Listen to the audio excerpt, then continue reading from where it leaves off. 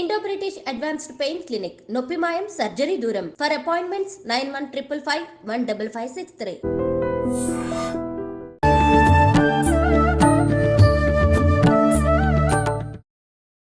నమస్కారం, welcome to I dream. ధర్మ మార్గం విత్ విజిత కార్యక్రమానికి స్వాగతం. ప్రస్తుతం మనతో పాటు ఉన్నారు ప్రముఖ ఆధ్యాత్మికవేత్త సుభాష్ శర్మ గారు.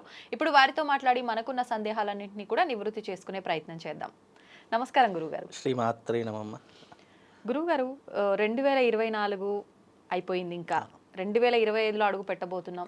మనందరం కూడా ఉగాది పంచాంగాన్ని బట్టి సంవత్సరం మారింది అనుకుంటాం తప్ప ఎక్కువగా పాటించడము నెంబర్ మారగానే పాటించే వాళ్ళే చాలా మంది ఉంటారు. 25 రాగానే ఎలా ఉండబోతుంది ఇదే ఆలోచన. అయితే నేను కొన్ని వీడియోస్లో విన్నాను, 2024లో ఏదైతే పంచగ్రహ కూటమి అని చెప్పొచ్చిందో అలాగే 2025లో కూడా షష్టగ్రహ కూటమి అని చెప్పి రాబోతోంది అని చెప్పి, దాని పరిణామాలు ఎలా ఉండబోతున్నాయి, అంటే అంత రాబోయే కాలం అంతా మంచిగా ఉండబోతుందా, దానివల్ల ఏదైనా ఇబ్బందులు తలెత్తే అవకాశం ఉందా, దాని గురించి తెలియజేయండి. తప్పకుండా తెలియజేస్తానమ్మా. ముందుగా ప్రేక్షకులందరికీ శ్రీమాత్రే నమః, శ్రీ గురుభ్యో నమః. జ్ఞానినాంనపి చేతాంసి దేవి భగవతి హిసా బలాయ కృష్ణమోహాయ మహామాయ ప్రయశ్చతి. రాబోయేటటువంటి సంవత్సరం విశ్వవసు నామ సంవత్సరం.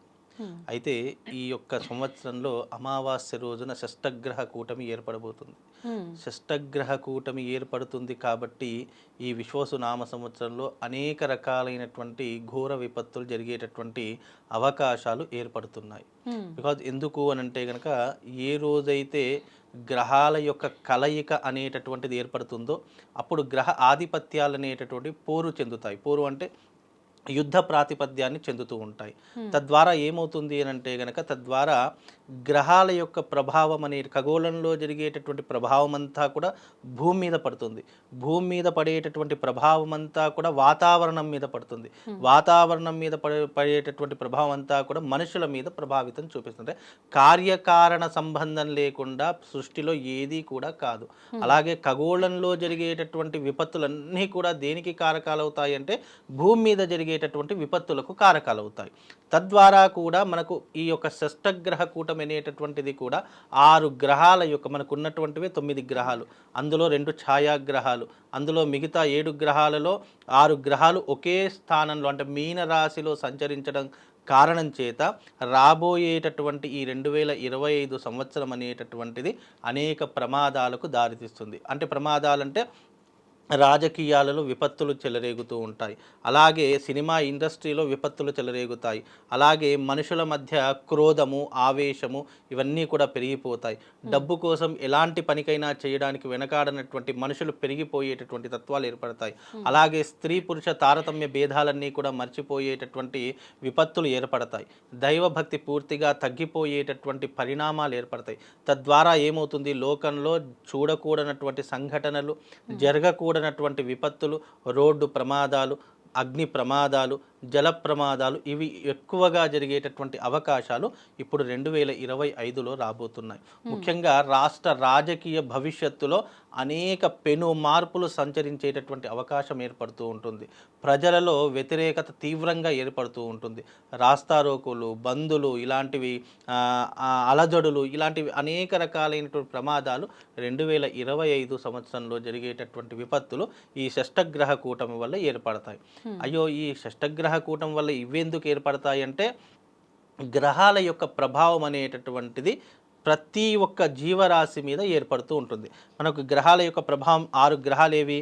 సూర్యగ్రహము, శుక్రగ్రహము, రాహుగ్రహము, చంద్రగ్రహము, అలాగే శనిగ్రహము, బుధగ్రహము.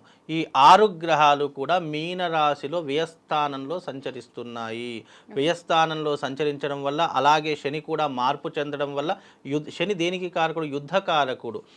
మనుషుల మీద కోపము, ఆవేశము, తీవ్రమైనటువంటి ఒత్తిడిని ఏర్పరిచేటటువంటి వాడు కాబట్టి, యుద్ధ వాతావరణాన్ని కోరుకునేటటువంటి వాడు శని భగవానుడు కాబట్టి, అలాగే శని మార్పు చెందుతున్నాడు కాబట్టి ఇలాంటి ప్రమాదాలు జరుగుతున్నాయి. అలాగే బుధుడు బుద్ధికారకుడు. బుద్ధి కుశలత పూర్తిగా తగ్గిపోయేటటువంటి అవకాశము, విచక్షణ జ్ఞానం కోల్పోయేటటువంటి అవకాశము, తారతమ్య భేదాలు, స్త్రీ పురుషుల మధ్య తారతమ్య భేదాలు, అలాగే ఈ రిలేషన్షిప్ భేదాలు ఇవన్నీ కూడా మర్చిపోయి కంటికి కన్ను మిన్ను కానక ప్రవర్తించేటటువంటి అవకాశాలు ఎక్కువగా జరిగిపోతాయి. అలాగే శుక్రుడు దేనికి కారకుడు అంటే కలత్ర కారకుడు. భార్యాభర్తల మధ్య వైరం పెరిగేటటువంటి అవకాశాలు 2025లో, విడాకుల సంఖ్యలు పెరిగేటటువంటి అవకాశము, ఇలాంటివి ఎక్కువగా జరిగేటటువంటి అవకాశము 2025 సంవత్సరంలో జరుగుతుంది. అలాగే రాహు దేనికి కారకుడు అంటే ఎక్కడనైతే చెడు ఎక్కువగా ఉంటుందో అక్కడ రాహు ఎక్కువగా ఉంటాడు. రాహు ఎక్కడ ఎక్కువగా ఉంటాడు? మద్యము లాంటి షాపులలో, అంటే మద్యము ఎక్కువగా ఎక్కడైతే అమ్ముతున్నారో అలాంటి ప్రదేశాల్లో ఎక్కువగా ఉంటాడు. మత్తు పదార్థాలలో ఎక్కువగా ఉంటాడు. అలాగే ఎక్కడ గొడవలు అధికంగా జరుగుతున్నాయో అక్కడ రాహు అనేటటువంటి ప్రభావం ఎక్కువగా ఉంటుంది. అంటే ఈ మధ్య 2025లో ఈ యొక్క తాగేటటువంటి వారి సంఖ్య విపరీతంగా పెరిగిపోతూ ఉంటుంది. గొడవలు విపరీతంగా జరుగుతాయి. అంటే మత్తు పదార్థాల యొక్క సంఖ్య విపరీతంగా పెరిగిపోతుంది. రాబోయేటటువంటి 2025 సంవత్సరంలో మత్తు పదార్థాలు, మత్తు పానీయాలు, అలాగే ఈ మత్తుకు సంబంధించి అనేక రకాలైనటువంటి పదార్థాలు ఉంటాయి. అవన్నీ కూడా విస్తృతంగా అమ్ముడుపోయేటటువంటి అవకాశాలు 2025 సంవత్సరంలో ఏర్పడిపోతుంది. కనుక దాని గురించి పోలీసులు అప్రమత్తంగా ఉండేసి కఠిన చర్యలు తీసుకుంటే కొంతవరకు తగ్గేటటువంటి అవకాశం ఏర్పడుతూ ఉంటుంది. అలాగే చంద్రుడు మనస్సుకి కారకుడు. ప్రేమ వివాహాలు విపరీతంగా జరుగుతాయి. పెద్దల్ని పట్టించుకోరు. వాళ్లకు ఏది నచ్చింది అంటే యువత ఉంటుంది కదా, ఆ యువతకు ఏది నచ్చితే అదే చేస్తూ ఉంటారు తప్ప పెద్దలు చెప్పినటువంటి మాటలు కానివ్వండి, అలాగే పెద్దవాళ్ళ యొక్క సలహాలు కానీ ఏమీ పాటించారు. అంటే మధ్యబుద్ధి, అన్ని ఫెయిల్యూర్, అవన్నీ కూడా చెడుకి అంటే నాశనానికి దారి తీసేటటువంటి సంఘటనలే జరుగుతాయి. అంటే ఇప్పుడు ఈ యూత్ అంతా ఎలా ఉంది, పిల్లల యొక్క వ్యవహారం ఎలా ఉందంటే అప్పటికప్పుడు నాకు ఏం కావాలి అది జరిగితే చాలు అనుకునేటట్టు ధోరణి ఉంటారు. తరువాత పరిణామాలు అనేటటువంటి ఎవరి చేతిలో ఉండవు. తొందరపాటు నిర్ణయాలే అని చెప్పుకోవచ్చు. అలాగే బుధుడు గురించి తెలుసుకున్నాం, శని యొక్క ప్రవర్తన తెలుసుకున్నాం, రాహు యొక్క అంటే వాళ్ళ యొక్క ప్రవర్తన తీరు మనుషుల మీద ఈ రకంగా ఏర్పడేటటువంటి అవకాశాలు ఏర్పడుతుంది. అంటే రాష్ట్ర రాజకీయాలలో మార్పు వస్తుంది. సినిమా రంగంలో అయితే మరీ ఘోరంగా మార్పు వచ్చేటటువంటి అవకాశాలు ఉంటాయి. అలాగే సెలబ్రిటీల మధ్య వైరం ఏర్పడేటటువంటి అవకాశాలు ఉంటాయి.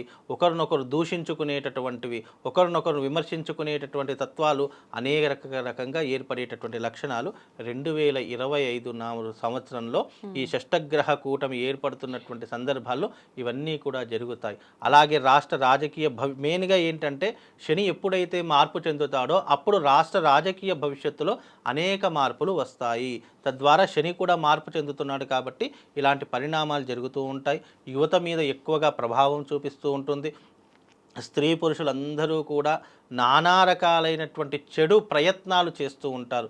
చెడ్డ మార్గంలో వెళ్ళడానికే ప్రయత్నం చేస్తుంటారు తప్ప సన్మార్గంలో వెళ్ళడానికి అనేటటువంటిది ప్రవర్తన చెయ్యరు. అలాగే దైవభక్తి పూర్తిగా తగ్గిపోయేటటువంటి అవకాశం ఏర్పడి అనేక రకాలైనటువంటి ఈ 2025 మొత్తం పూర్తిగా చిన్న భిన్నం అవుతుంది. క్లమ్జీగా ఉంటుంది.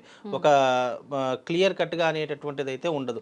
అనేక రకాలుగా ఎప్పుడు చెడు జరుగుతుందో, ఎప్పుడు మంచి జరుగుతుందా అనేటటువంటి ఊహించేటటువంటి విధానాలు కూడా చాలా గడ్డు కాలంగా మారిపోయి 2025 సంవత్సరం కొద్దిగా అందరూ కూడా జాగ్రత్తగా ఉండే ప్రయత్నం చేసుకోవాలి. ఎన్ని కష్టాలు వచ్చినా, ఎన్ని ఇబ్బందులు వచ్చినా దైవారాధన మర్చిపోకుండా వీలైనంత వరకు ప్రతి ఒక్కరి ఇంట దైవారాధన జరిగి అందరూ కూడా దైవాన్ని ప్రార్థన చేసుకుంటే కనుక కొన్ని రకాలైనటువంటి విపత్తులను తట్టుకునేటటువంటి అవకాశం, లేదా వచ్చినా కూడా దాన్ని అధిగమించేటటువంటి శక్తి సామర్థ్యాలు ఇచ్చేటటువంటి వాడు కేవలం భగవంతుడే. కాబట్టి భగవత్ ఆరాధనలో కొంతవరకు నిమగ్నమై ఉంటే మనకు రాబోయే విపత్తులు ఆగిపోయేటటువంటి అవకాశాలు ఏర్పడుతుందమ్మా. ఇప్పుడు చూసుకుంటే ఆల్రెడీ మనం కష్టకాలంలోనే ఉన్నాం. 2024 అంతా కూడా క్రోధినామా అనగానే పేరులోనే ఉంది కోపం అని చెప్పి అనుకున్నాము. అంటే దీనికి మించిన మార్పులు, దీనికి మించిన ఇబ్బందులు రాబోతున్నాయా? ఇదే విధంగా ఉండబోతుందా అంటే ఏం చెప్పొచ్చు? ఇప్పుడు ఈ సంవత్సరం రాజు మనకు రవి అవుతున్నాడు. రవి రాజు అవుతున్నటువంటి కారణం చేత ఏమవుతుంది అని అంటే గనక గ్రహాలకు అధిపతి రాజు ఎవరు? సూర్యగ్రహమే. ఆ సూర్యుడి యొక్క కారణం చేత కూడా కొన్ని రకాలైనటువంటి కోపావేశాలు, ఉద్రిక్తతలు పెరిగేటటువంటి అవకాశాలు, మంచి మానవత్వం అంతా పూర్తిగా మర్చిపోయేటటువంటి అవకాశాలు, స్వార్థం కోసం బ్రతకడమే తప్ప ఎదుటి వారిని సహాయపడదాము, ఎదుటి వారిని మనం ఏదైనా ఒక రకంగా ఆదుకుందాము అనే విచక్షణ ఇప్పటింతే కాస్త కూస్తూ ఉంది. 2025లో అది కూడా పూర్తిగా మాయమైపోయేటటువంటి అవకాశాలు ఎక్కువగా ఏర్పడతాయి. అంటే తన బ్రతుకు తాను మాత్రమే చూసుకునేటటువంటి పరిస్థితులు ఏర్పడతాయి. పక్కనున్నవాడా, ఎదురింటి వాడా, వాళ్ళు ఏమైపోయినా పర్వాలేదు, మన కుటుంబం బాగుందా, మనం బాగున్నామా, మనకు ఆర్థిక పరిస్థితి బాగుందా అనేటటువంటిది మాత్రమే ఆలోచిస్తారు తప్ప పక్కనున్న వాడి కోసం ఎప్పుడూ కూడా ఆలోచించేటటువంటి ధోరణి మర్చిపోయేటటువంటి అవకాశాలు 2025 నాటికి ఏర్పడుతూ ఉంటాయి. ఇప్పుడు మనకు కరోనా వైరస్ లాంటి వైరస్ కూడా ఏదో రాబోతుంది అని చెప్పి, యుగాంతం అని చెప్పి, రకరకాల మీరు ఇందాక చెప్పినట్టు జల ప్రళయాలు, అగ్ని ప్రళయాలు అన్నారు కదా, అవి కూడా పెద్ద ఎత్తున జరిగి జన నష్టము, ఆస్తి నష్టం జరుగుతుందని చెప్పి అంటున్నారు. అది నిజమే అంటారా? అయితే ఇక్కడ యుగాంతము అనేటటువంటిది కాదు కానమ్మా, ఏంటంటే ఇక్కడ జల ప్రమాదాలు జరిగేటటువంటి సూచనలు ఉంటాయి. అంటే దానివల్ల ఏమవుతుంది, ప్రాణ నష్టం జరిగేటటువంటి అవకాశం, ఆస్తి నష్టం జరిగేటటువంటి అవకాశం, అది కొద్ది ప్రాంతాలలో మాత్రమే అది పరిమితం అవుతుంది తప్ప, యుగాంతం అంటే ఏంటి, పూర్తిగా ఈ యొక్క భూగోళం అంతా కూడా ప్రళయం వచ్చి మునిగిపోవడము, ఇక ఈ భూమి మీద ఏ జీవరాశి లేకుండా ఉండడాన్ని యుగాంతము అంటాం. అంటే ఈ యుగము అంతమైపోయింది అని అర్థము. యుగాంతం అనేటటువంటిది ఇప్పుడున్న ప్రస్తుత కాలంలో మనకు లేదు. అవి చెప్పినా కూడా ఎవరు నమ్మకండి. యుగాంతం అనేటటువంటిది రావాలి అని అంటే గనక కలియుగంలో ఇంకా ఎన్నో రకాలైనటువంటి యుగాలు దాటుకొని వెళితే తప్ప యుగాంతం అనేటటువంటిది మనకు ఇప్పట్లో లేదు. ఈ తమ్మేలు పెట్టడం కానీ, లేదు అంటే ఎవరో ఏదో చెప్తున్నారని చెప్పడం కానీ, అవన్నీ కూడా అవాస్తవమైన సంఘటనలు. కాకపోతే ఏంటంటే ప్రమాదాలు, విపత్తులు జరిగేటటువంటి సంఘటనలు అయితే ఉన్నాయి తప్ప యుగాంతం అయితే జరిగేటటువంటి అవకాశం ఇప్పట్లో అయితే లేదు, అది రాదు కూడా. ఇప్పుడు లోక కళ్యాణం కోసం పెద్ద పెద్ద యాగాలు, హోమాలు అని ఇలాంటివన్నీ పెద్దవాళ్ళంతా చేస్తున్నారు, చేపిస్తున్నారు అని అంటుంటారు కదా గురుగారు. అలాంటి చేయటం వల్ల ఇటువంటి పెను ప్రమాదాల నుంచి, ఇబ్బందుల నుంచి వచ్చిన తర్వాత తట్టుకోవడం కాదు, రాకముందే చేస్తే రాకుండా ఉండే అవకాశం ఉంటుందా? చాలా మంచి ప్రశ్నమ్మా. నిజంగా ఆ పూర్వకాలంలో రాజులు ఏం చేసేవారంటే, ఏదైనా విపత్తు జరుగుతుంది అనుకున్నప్పుడు జ్యోతిష్యులను సంప్రదించి లోక కళ్యాణం కోసము వాళ్ళు పెద్ద పెద్ద యాగాలు, అశ్వమేధ యాగం అని చెప్పేసి, విశ్వ కళ్యాణ యాగం అని చెప్పేసి, ఇలా ఎన్నో రకాలైనటువంటి యాగాలు చేసేటటువంటి ధోరణి అప్పట్లో ఉండేది. ఇప్పుడు యాగాలు ఎవరు చేస్తున్నారు? యాగాలు చేద్దామన్నా కూడా దానికి కనీసం ప్రోత్సాహం చేయకుండా నిరాశనే పెడుతున్నారు తప్ప ఎవరు కూడా దాని గురించి నిజంగా యాగాల ద్వారా, హోమాల ద్వారా, దైవిక ఆరాధనల ద్వారా విపత్తులు కాదు, రాబోయే ప్రళయాన్ని కూడా ఆపేటటువంటి శక్తి ఒక్క యాగానికే ఉంది అని సనాతన ధర్మం మనకిప్పుడు కాదు, కొన్ని వేల సంవత్సరాలకి నాటి నుండే చెప్తూ వస్తుంది. కానీ యాగం చేద్దాము, హోమం చేద్దాము అంటే అవి చేస్తే మనకేమొస్తుందిలే అనేటటువంటి విధానంలో కొట్టిపారేస్తున్నారు చాలామంది. కానీ యాగం ద్వారా, హోమం ద్వారా, మనం ఒక అగ్ని ప్రతిష్ఠ చేయడం ద్వారా రాబోయేటటువంటి విపత్తులు ఎలా వస్తాయి? దైవిక సహకారంతోనే వస్తాయి. దైవం అనేటటువంటి వాడు కన్నెర్ర చేసినప్పుడే ఇలాంటి విపత్తులు, ఘోర ప్రళయాలు వస్తూ ఉంటాయి. అలాంటి దైవాన్ని మనం నిరంతరం ఆరాధన చేసుకుంటూ వస్తే ఆయన సంతోషించి రాబోయే ప్రళయాన్ని ఆయనే ఆపేటటువంటి శక్తి సామర్థ్యాలు మానవ విశ్వ కళ్యాణానికి జరుగుతాయి. కాబట్టి ఎప్పుడైనా సరే మనకు విపత్తులు జరుగుతున్నాయి అని అన్నప్పుడు మనం తప్పకుండా, అప్పట్లో రాజులు ఉండేవాడు, ఇప్పుడు రాజులు ఎవరు ఉన్నారు? ఈ మంత్రులు, ముఖ్యమంత్రులు, రాష్ట్రపతులు, ఉపరాష్ట్రపతులు వీళ్ళే ఉన్నారు. కాబట్టి వాళ్ళ ఆధ్వర్యంలో విశ్వ కళ్యాణం కోసం యాగం జరిగితే గనక రాబోయే ప్రమాదాలు ఆపవచ్చు. రాబోయేటటువంటి విపత్తులు మనం ఆపడం కాదు, ఈ నేచరే ఆపేస్తూ ఉంటుంది. కాబట్టి నేచర్ని నువ్వు ఎప్పుడైతే సపోర్ట్ చేయడం ప్రారంభం చేస్తావో, ఎప్పుడైతే ఒక యాగం ద్వారా మేఘం, ఆ పొగంతా కూడా మేఘంలో వెళ్ళిపోయి మేఘం కురిసి మనకు వాన చినుకుల్లా పడుతూ ఉంటాయి. అంటే అప్పట్లో ఏంటి అంటే ఈ యాగం చేయడం ద్వారా వరుణ యాగం చేసేవారు. ఎందుకు? అదంతా కూడా వాతావరణంలో కానీ, ప్రకృతిలో కానీ అనేకమై మనకు వర్షపాతాన్ని కురిపించేటటువంటివి. అలాగే యాగం చేయడం ద్వారా మనకు రాబోయే విపత్తులు 100% ఆగిపోతాయి. కాబట్టి ఇవి చేసేటటువంటి వారు ముందుకు వచ్చేసి విశ్వ కళ్యాణం కోసం ఇలాంటివి చేయడం ద్వారా నిజంగా జలప్రళయాలు కానివ్వండి, ఇలాంటి గ్రహకూటములు ఏర్పడినప్పుడు మనకు రాబోయే విపత్తులు ఆగిపోయేటటువంటి అవకాశం ఉంటుంది. కాబట్టి ఎవరికి వారు చేసుకుంటే చాలా మంచిది. ఎందుకంటే నీ కోసం నేను చేయను, నా కోసం మీరు చేయరు. కాబట్టి విశ్వ కళ్యాణం కోసం ఎవరిది వాళ్ళు యాగం చేసుకోవడము, ఎవరిది వాళ్ళు తమ ఇంటి భాగంలో కానీ దేవాలయంలోకి వెళ్ళి ఈ లోకం బాగుండాలి, లోక కళ్యాణం జరగాలి అని అందరూ కూడా యాగం చేయడం ద్వారా మనకు మంచి జరిగేటటువంటి అవకాశం 100% ఉంటుందమ్మా. ధన్యవాదాలు గురుగారు. శ్రీమా.